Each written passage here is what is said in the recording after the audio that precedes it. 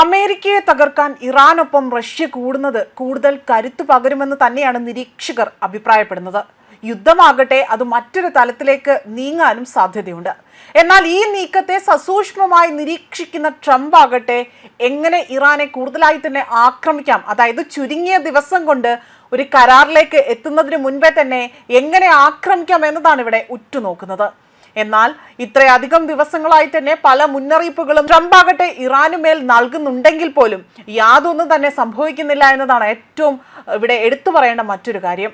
എന്നാൽ കഴിഞ്ഞ ദിവസങ്ങളിലായി തന്നെ ഇറാനും റഷ്യയും ഒമാൻ കടലിൽ സംയുക്ത നാവിക അഭ്യാസം പ്രഖ്യാപിച്ചത് വലിയൊരു അടിയാണ് ഇപ്പോൾ ട്രംപിന് നൽകിയിരിക്കുന്നത്. എന്നാൽ ഈ നീക്കത്തെ വലിയ രീതിയിലാണ് അവരെ പ്രതിരോധത്തിലാക്കിയിരിക്കുന്നത് എന്നതും മറ്റൊരു വസ്തുതയായി എടുത്തു പറയണം. മേഖലയിൽ ഏതെങ്കിലും വിധത്തിലുള്ള ഏകപക്ഷീയമായ നടപടി അത് തടയുമെന്ന് തന്നെയായിരുന്നു US മുന്നറിയിപ്പ് നൽകിയത്. അതായത് സ്വിറ്റ്സർലാൻഡിലെ ജനീവയിൽ നടന്ന ചർച്ചകൾ കാര്യമായ വഴിത്തിരിവിലെത്താതെ അവസാനിച്ചതിനാൽ തന്നെയാകാം ഇത്തരത്തിൽ ട്രംപുമായി തന്നെ ഇറാൻ ഒരു കരാറിൽ ഏർപ്പെടുന്നത് വളരെ ബുദ്ധിമുട്ടായിരിക്കും എന്ന് കഴിഞ്ഞ ദിവസങ്ങളിൽ കരോളിൻ ലെവിറ്റ് വ്യക്തമാക്കിയത്. ഇറാന്റെ ആണവ സൗകര്യങ്ങൾ പൂർണ്ണമായും തന്നെ ഇല്ലാതാക്കി എന്നതിനാണ് പ്രസിഡന്റ് പ്രഥമ പരിഗണന നൽകുന്ന ആ ഒരു നയതന്ത്രമാണ് ഇവിടെ ചൂണ്ടിക്കാണിച്ചിരിക്കുന്നത്. ഇറാനുമായുള്ള ചർച്ചകളിൽ ചെറിയ പുരോഗതി ഉണ്ട് എന്നതായിരുന്നു മറ്റൊരു വസ്തുത. എന്നാൽ ചില വിഷയങ്ങളിൽ ഇപ്പോഴും അഭിപ്രായ ഭിന്നതകൾ തുടരുകയാണ്. അതേസമയം ചർച്ചകൾ പൂർത്തിയാക്കാനായി തന്നെ ട്രംപ് നൽകിയിരിക്കുന്ന അന്ത്യശാസനത്തെക്കുറിച്ച് അവിടെ പ്രതികരിക്കാൻ താൻ തയ്യാറല്ല എന്നതായിരുന്നു അവിടെ കരോലിൻ ലെവിറ്റ് വ്യക്തമാക്കിയത്. അതേസമയം ഇറാനെതിരെ വരാനിരിക്കുന്ന US സൈനിക ആക്രമണത്തെക്കുറിച്ചുള്ള ഊഹാഭോഗങ്ങൾ വർദ്ധിച്ചു വരുന്ന സാഹചര്യത്തിലായിരുന്നു ഇറാനും റഷ്യയുടെയും നാവികസേനകൾ ഒമാൻ ഉൾക്കടലിലും വടക്കൻ ഇന്ത്യൻ മഹാസമുദ്രത്തിലും സംയുക്ത അഭ്യാസം നടത്തിയിരിക്കുന്നത്.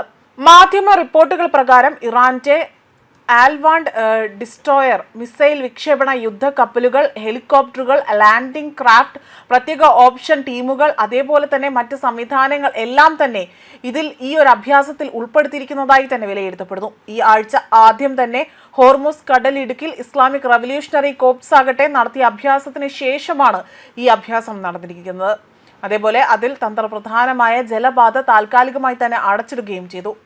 അതേസമയം ഇറാന്റെ ആണവ പദ്ധതി സംബന്ധിച്ച് ഒരു കരാറിലെത്താൻ 10 മുതൽ 15 ദിവസം വരെ അവിടെ സമയമുണ്ട് എന്നതാണ് US പ്രസിഡന്റ് ഡൊണാൾഡ് ട്രംപ് കഴിഞ്ഞ ദിവസം വ്യക്തമാക്കിയത്.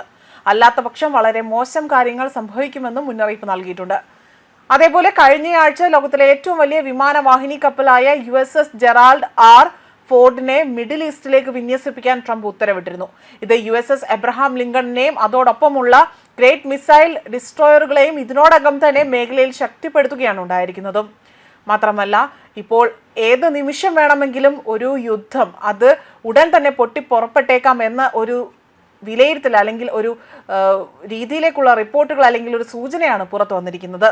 ന്യൂസ് ഡെസ്ക് കർമ്മ ന്യൂസ്.